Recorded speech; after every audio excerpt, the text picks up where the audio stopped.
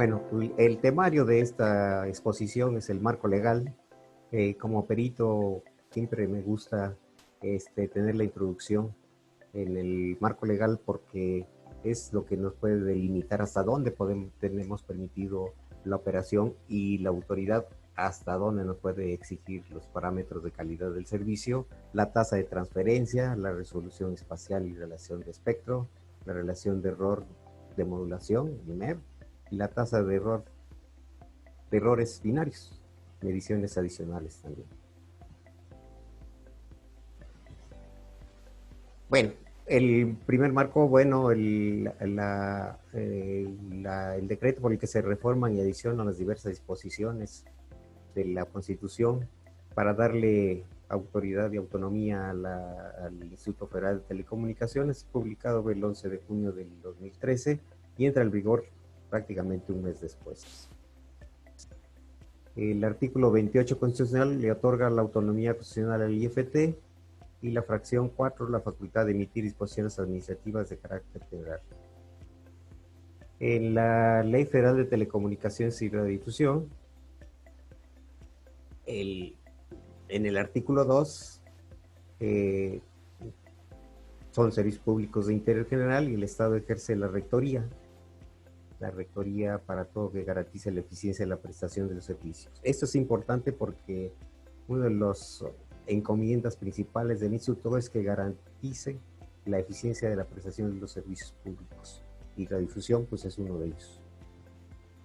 La Ley Federal de Telecomunicaciones también en el artículo 51 da por el ejercicio de las atribuciones correspondientes al instituto y entre ellos en la fracción 40 y fija los índices de calidad por servicio que deben sujetarse los prestadores de servicio de las telecomunicaciones y difusión, así como publicar trimestralmente el resultado de las verificaciones relativas a dichos índices. Esto es importante porque en la práctica el IFT puede hacer mediciones periódicamente y publicar el resultado de estas publicaciones. O sea, no va a ser un secreto, no va a ser una información restringida, sino que eso puede ser publicado. La disposición técnica, por consiguiente, el IFT publica disposiciones técnicas y entre ellas para lo que nos atañe, que es la televisión digital terrestre, es la IFT 013-2019. Se inicia además de las definiciones previstas en la Ley Federal de Telecomunicaciones, además de las disposiciones, algunos ejercicios de medición, eventos programados, índices de calidad y los parámetros de calidad, medida objetiva y comparable de la calidad del servicio entregada a la audiencia del servicio de televisión radiodifundida y pues diferente a lo que es televisión restringida, aunque aparentemente se dice que la televisión restringida debe tener la misma calidad que la televisión radiodifundida. Los parámetros, como ya lo hemos mencionado, es la tasa de transferencia, la resolución espacial y relación de espectro, la relación de error de modulación, el MER, y la tasa de errores binarios. Algunos parámetros adicionales que contribuyen a esto. Al final de cuentas, estos parámetros de resolución, la relación de error, tanto del MER como del BER, deben ser como resultados de la calidad del proceso del tratamiento de la señal que vamos a emitir. La tasa de transferencia en la disposición técnica, así tal cual, dice que a efectos de que los transmisores sean considerados como alta definición o televisión estándar digitales, cuando se ocupa el sistema de compresión MPEG 2, pues en alta definición debe tener una tasa de transferencia de 10 megabits por segundo, por lo menos. Es decir, no quiere decir que estos parámetros sean exactos, son mínimos lo que debe de cumplir. La definición estándar para Para la televisión digital estándar sería de 3 megabits por segundo, y si se usa el formato MP4, cuando se trata de transmitir alta definición son 6 megabits por segundo. En definición estándar pues es 2.5. Eso quiere decir que podemos ocupar como algunas transmisiones al aire en este momento. Con el SPR, por ejemplo, está transmitiendo tanto MP2 como MP4, y porque eso puede tener hasta 4 canales, 4 señales diplexadas en el mismo canal. La tasa de transferencia, evidentemente, en el proceso de medición, en la disposición técnica, nos dice que es una definición un poquito confusa, pero dice que se tiene que hacer mediciones por 20 segundos. En todo lo que hemos hemos tenido la oportunidad de participar en las mediciones en campo. Si una de estas mediciones varía en 20 segundos, algo anda mal. La resolución de espacial y espectro, y la resolución espacial para HD, para alta definición, es por lo menos 720 líneas de exploración progresiva o 1080 líneas en exploración entrelazada, en una relación pues, de espectro de 16 novenos. En la resolución estándar deberá considerarse 480 líneas de exploración entrelazada, perdón, sí, exacto, o 480, perdón, 480, y una relación de espectro de 4 tercios o de 16 novenos. Pensando en que en ese tiempo, cuando se emite la resolución, el 4 tercios, tratando de utilizar los televisores antiguos que no tenían la capacidad de recibir alta definición o televisión digital, y bueno, pues se trata de también tener una compensación y no desechar ese tipo de equipos que alguna gente no tiene la capacidad para adquirir. La tasa de transferencia y en las mediciones de intensidad de campo la podemos hacer con un medidor de intensidad de campo ya especializado para estas cosas, y podemos ver aquí las resoluciones 1900 elementos por 1080 líneas en el barrido entrelazado, y una relación de espectro de 16 novenos. Y bueno, pues aquí pongo dos ejemplos, uno para un canal 27 y para un canal 35, y se vea el número de líneas y los elementos por línea, y la relación de espectro.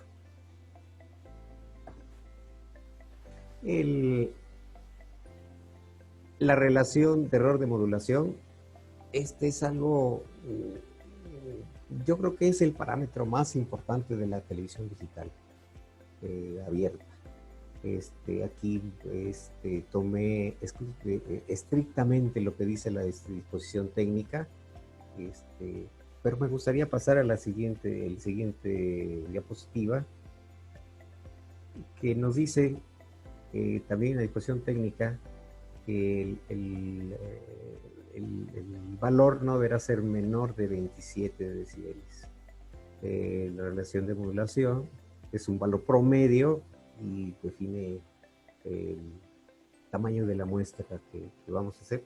Define también cómo debe de ser la muestra de 20 segundos. Y yo insisto en este aspecto, si la medición que estamos tomando varía en 20 segundos sustancialmente, porque digamos, si estamos haciendo la medición y varía, digamos, 27 y medio decibeles, 26, 26.5, pues es verdaderamente normal la variación.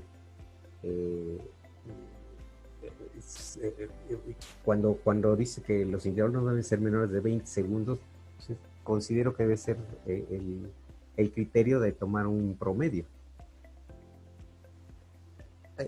Una forma más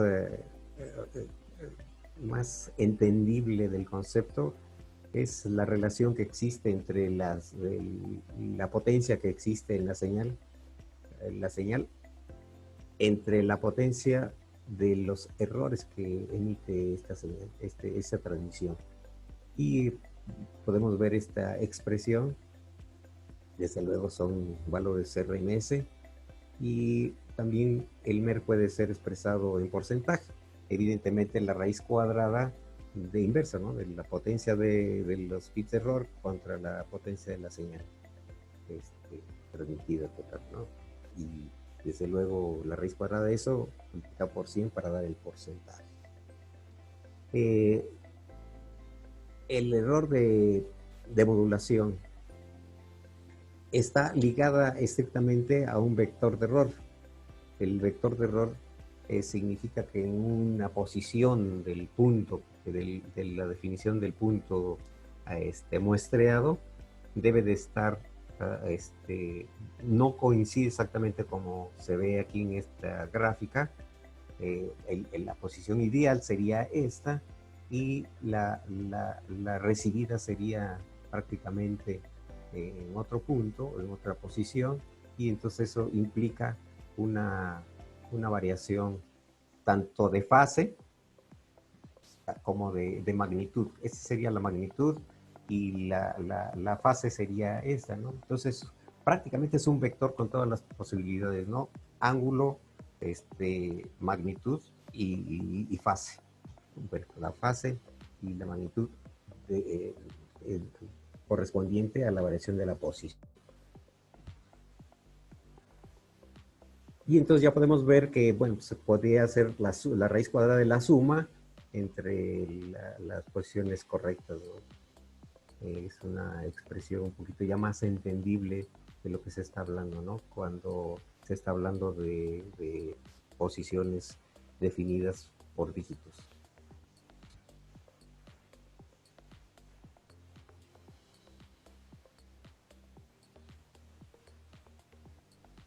Sí, como se vio en la lámina esta que estoy mostrando, cuando es una modulación 8 SBC, que es el caso de la televisión de nuestro estándar, serían puntos totalmente alineados si la posición coincide precisamente con la posición original.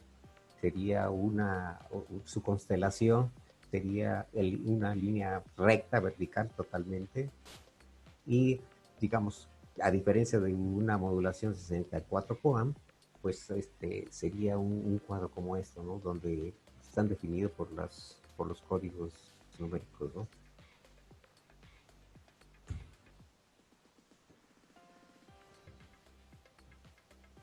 Y aquí hay equipos especializados para ello, como el que se está mostrando, en el cual muestra evidentemente la relación que existe entre el vector de error y los errores de modulación, ¿no? La relación de errores de modulación. Inclusive aquí se puede observar que lo relaciona totalmente con la relación señal-ruido, que es de 36 decibeles, con un error, vector de error de 1.5% y un MER, una modulación de error complejo, porque como habíamos visto, es un vector que tiene todas las características de fase y valor absoluto, ¿no? Y entonces lo relaciona perfectamente aquí en promedio, desde luego, y entonces muestra las 8 columnas de los 8 CBC que existe en la transmisión, ¿no? Esto es verdaderamente, creo que es el parámetro más importante de la televisión. Y aquí evidentemente estoy mostrando pues el diagrama de ojo también, que nos da la idea de qué tan bien están nuestros cruces en la definición de los puntos de cada uno de los elementos de imagen. Y pues evidentemente aquí vemos una relación muy alta del vector de error y por consiguiente un MER por abajo de los 27, que es lo que estipula el estándar.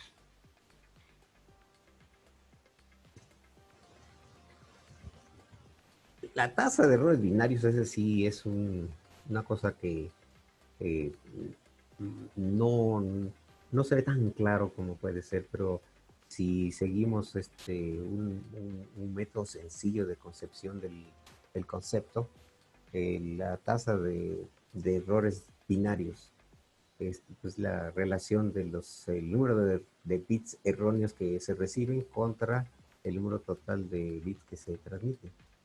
Y bueno, pues tiene que ser muy bajo, es decir, la disposición técnica marca que 3 por 10 a la menos 6, como está explicado ya, como está indicado ahí en el punto 11.2.4 de la disposición técnica, y va asociado a los bloques que se transmiten en conjunto para hacer predecible los movimientos en la imagen. Y bueno, esto de 3 por 10 a la menos 6 nos da una idea de que son 3 bits de error que se tienen que se reciben por cada millón, ¿sí? Por cada millón de bits transmitidos, ¿no? Y bueno, pues aquí se puede ver el ver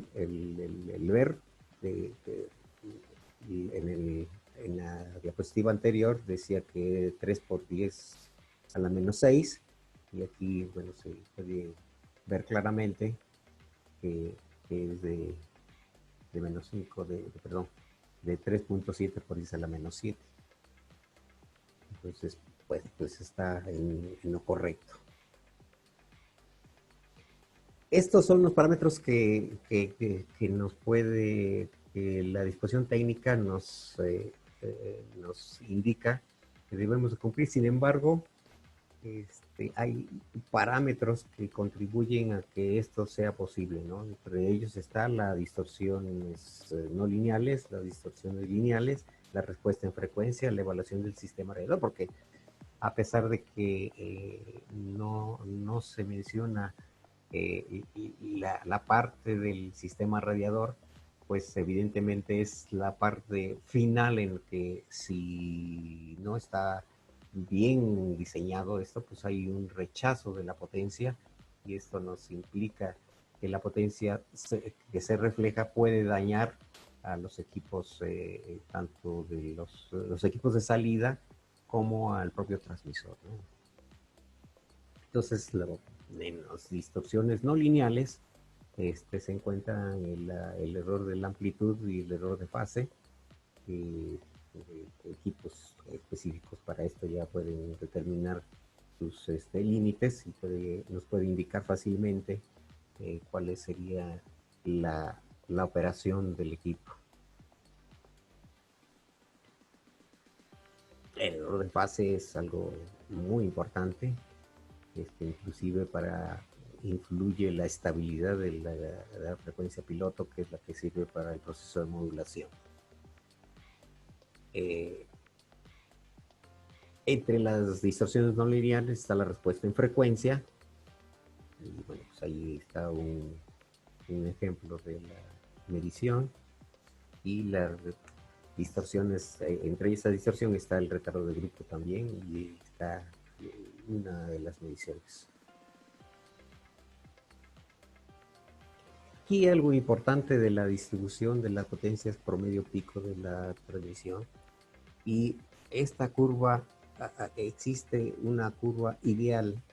Y esta curva ideal quiere decir que el transmisor está diseñado para un punto de operación óptimo, y ese es cuando eso sucede, esta curva, la potencia del equipo se ajusta muy cercano a esta potencia, pero si digamos tenemos un equipo subocupado, digamos de 5 kilowatts, y lo manejamos a 1 kilowatt, pues va a haber no está trabajando a la potencia o a los puntos de operación ideal a los que fueron, para los que fueron fabricados.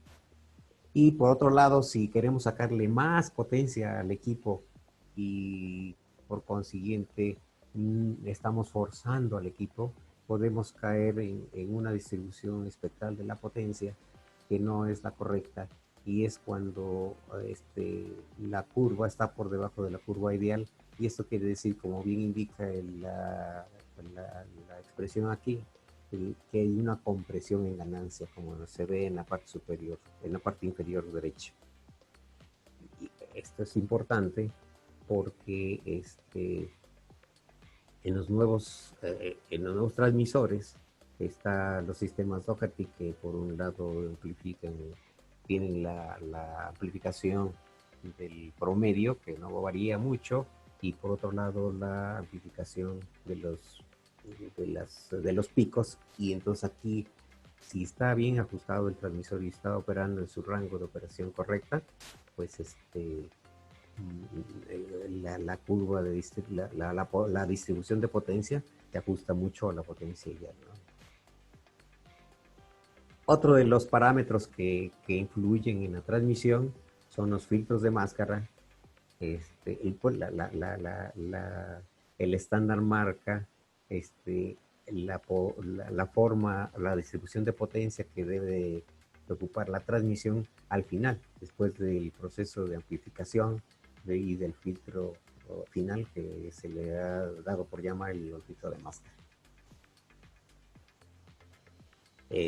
Al final de cuentas, esta es la gráfica, la que está a la izquierda, debe de cumplir para la transmisión final, ¿no? Y uno de los parámetros principales es que en el inicio y al final de la frecuencia del canal asignado debe tener menos 47 decibeles de las potencias promedios. Y bueno, pues, la primera medición que debe ajustarse para no invadir a los canales adyacentes. Y bueno, en televisión digital pues ya se pueden asignar canales adyacentes, y por consiguiente hay que tener, esto es verdaderamente importante para la distribución espectral de los concesionarios. Y digamos, aquí en México pues tenemos, creo que del 20, el 21 hasta el 30 y tantos en forma consecutiva, ¿no? Entonces, adyacentes todos. Y bueno, pues esto tiene que ser estrictamente cumplido por cada una de las emisiones. Luego, pues la respuesta del filtro, y evidentemente para proteger la parte de los canales adyacentes, tiene que medirse la respuesta del filtro y la correspondiente a los canales adyacentes. Por consiguiente, aquí abajo pensaría en que fuera cada una de esas marcas correspondiente a los canales que están tanto adyacentes en la parte inferior como en la parte superior. Y del lado derecho podríamos decir que tenemos la transmisión, la respuesta del equipo transmisor, pero dado por hecho que el filtro y la respuesta del transmisor en banda se encuentran perfectamente bien, bueno, muy cercano a lo perfecto, podemos tener en un analizador de espectro las marcas de las frecuencias de los canales adyacentes, y pensando que esto esté aquí indicado, nos puede servir de mucho, porque el Instituto Federal de Telecomunicaciones, en su disposición técnica, nos pide las pruebas de comportamiento, que es un formato en el cual nos dice que en cada megahertz del canal adyacente, tanto inferior como superior, debemos de tener la respuesta del filtro, y la respuesta del filtro, la respuesta del transmisor, y la suma de estas dos respuestas va a corresponder al filtro, a la respuesta total que nos marca la disposición y el estándar que estamos ocupando. Entonces, Bueno, pues verdaderamente es importante hacer las mediciones tanto del filtro como del transmisor, porque en la disposición técnica, en el estándar, indica que después de los canales adyacentes, la respuesta, la respuesta viene indicada en la disposición, viene indicada eh, cuáles van a ser las características de esa curva, de esa respuesta, y después dice que después de los 6 MHz de los canales adyacentes debe de tener una atenuación de 110 decibeles por debajo del promedio de la potencia. Por consiguiente, pues no hay equipos que puedan tener esta resolución tan grande. Por consiguiente, se tiene que hacer por separado la respuesta tanto del transmisor como la del filtro, para al final de cuentas tener la suma en la respuesta total, y podernos ajustar o comprobar o verificar que la transmisión está dándose correctamente en el estándar. Una de la en el, en la en el en las pruebas de comportamientos, indica la desviación de frecuencia, el offset primero, el offset de la frecuencia piloto. El offset de la frecuencia piloto se pensó inicialmente para proteger los canales mmm, análogos en el momento de tener una transmisión simultánea. Pero como actualmente ya no tenemos ningún canal análogo, pues no existe hasta ahorita, no conozco ninguna asignación en frecuencia que tenga offset, ¿no? de la frecuencia piloto. Por consiguiente, pues aquí sería prácticamente indicar que no existe. Y la desviación de la frecuencia piloto, la disposición técnica nos dice que tenemos una tolerancia de 1 kHz, y evidentemente en pruebas de comportamiento también están indicando asignar la potencia de salida del transmisor. El tipo de modulación pues es el 8CDC, que por cierto hay que indicar que el 8CDC es una modulación de amplitud modulada, eh, con portadora suprimida y en banda vestigial. Por consiguiente, esa es una gran desventaja de nuestro sistema, porque, como todos sabemos, la modulación en amplitud es, vulnerable, es más vulnerable al ruido, ¿verdad? Entonces puede producir mayor distorsión, ¿no? Hablando de la frecuencia piloto, se tienen, se tiene se tiene que tener una estabilidad muy grande. Digamos, la tolerancia de la frecuencia pues, es de 1 kHz, pero la estabilidad, puede decirse que son que las vibraciones de fase que puede sufrir la frecuencia deben ser por abajo de 105 MHz, por debajo de 105 MHz para 20 kHz de, de la frecuencia. Tiene una estabilidad extremadamente eh, confiable para esto, estricto, porque, digamos, tuve el privilegio de participar en la primera transmisión de televisión digital, tanto a nivel de prueba para las 12 GHz, cuando participó, cuando vino NHK a hacer una demostración bajo un proyecto en Televisa que tenía para televisión restringida, y lo primero que pidieron es que los equipos que ellos traían como demostración tuvieran una estabilidad y una alimentación de energía pues bastante estable. Se garantizó eso y se hizo la demostración. No estoy seguro exactamente, pero creo que fue en 1990-91. Y luego tuve el privilegio también de participar en la primera transmisión en broadcast de alta definición que hicimos del Chiquihuite con un transmisor prestado de Harris, que ya no vale la promoción porque ya Harris ya no existe. Y era un prototipo que nos prestaron, que por cierto no regresamos. Y me pidieron un oscilador que estuviera una frecuencia muy estable. En ese entonces solicité al laboratorio de la empresa un oscilador que teníamos para pruebas que tenía una estabilidad muy grande. Y cuando lo mostré me dijeron, no, pero no nos sirve. Tenemos uno de estable, estable. Y bueno, pues entonces ya tuvo que pedirse a Estados Unidos ese oscilador y lo damos con una estabilidad varía en fases muy pequeñas. La norma, si no me equivoco, está el máximo de 2 Hz, la estabilidad para estas cosas, ¿no? Entonces aquí muestro dos mediciones de esto, uno que da perfectamente y otro que medio da. Pero bueno, de todas maneras los equipos lo indican que tienen un problema en la estabilidad del oscilador, ¿no? Hablábamos también de la distribución de potencia y cuando está por abajo de la curva ideal significa que hay compresión en la ganancia. Pero si se pasa por arriba de la curva, quiere decir que el transmisor está muy sobrado. Es el comentario que hice hace un momento, en el sentido de que si el transmisor es de 5 kilowatts y lo operas a 1 kilo, el transmisor está muy sobrado, ¿no?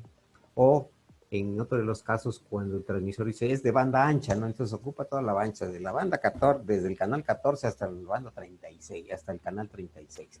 Y por consiguiente, pues dice, pues el transmisor está muy, muy sobrado. Entonces, pero eso implica también un problema. No está trabajando en su punto óptimo de operación el transmisor, ¿no? Y esto hace que pueda haber algún tipo de distorsión. Sin embargo, con la corrección adaptativa, no sé por qué le dicen adaptativa, ¿no? Yo digo que en español es adaptiva, pero bueno, la corrección adaptiva puede hacerse que el transmisor en ese tipo de correcciones, pues corrija, los parámetros que correspondan para que caigan dentro de estos tipos de parámetros de la distribución espectral de forma ideal. Bueno, y aquí, bueno, pues ya se puede ver en los equipos la respuesta total de los transmisores. En el lado izquierdo está la respuesta que nos da un ETL y del lado derecho la respuesta que da un equipo Tektronix RFA 300A. Y bueno, pues ahí ya tiene la máscara puesta y ya puede decirse si está dentro o fuera del parámetros correspondientes, ¿no? Y algo importante que también se tiene en la respuesta final es la respuesta de hombros, y bueno, pues está de forma correcta, ¿no? Creo que estoy bien, todo bien tiempo. Bueno, y bueno, creo que Todo bien. terminamos. Todo bien. Ah, bueno. La medición de la calidad de las antenas del sistema radiador, este, que en algunas partes se ha mencionado como compatibilidad electromagnética, pues no es más que la perfecta adaptación de todo el flujo de la potencia que le proporciona al sistema radiador, qué tan eficiente es para transmitirlo, para convertirlo a la radiofrecuencia al aire, ¿no? Esto pues se puede ver en un parámetro muy conocido por todo lo que estamos en transmisión, que es el SWR, y que no es más que una relación de potencias también, como se indica ahí, y donde PR es la potencia reflejada y la PF es la potencia incidente, ¿no? Pues eso con un acoplador direccional, con unas muestras que existen varios tipos que aquí se muestran, puede determinar. La norma análoga de la transmisión para televisión decía que es un parámetro que debería de estar como máximo el BSWR en 1.2. Y esto quiere decir que el 1% de la potencia que se transmite puede ser reflejada. Ese es un parámetro máximo. Un buen parámetro es, en la práctica es 1.1, sería pues bastante bueno, ¿no? Y hay sistemas alrededores que a través de los fine matches, los acoplamientos finos, pueden lograrse abajo de esos valores. Y, pero es lo que creo que por ahí en la disposición técnica lo menciona como compatibilidad electromagnética. Bueno, a ver aquí, ¿qué era lo importante? Bueno, aquí que bueno, pues el instituto está facultado para hacer las mediciones desde el canal 2 al 36 y fijar los índices en los parámetros, como ya lo hemos visto, establecer los formatos para los diferentes reportes. Rafa, estamos sobre el tiempo ya. Ok, ya, prácticamente voy a terminar. En el caso del ejercicio de medición, el instituto hace mediciones en el área de servicio.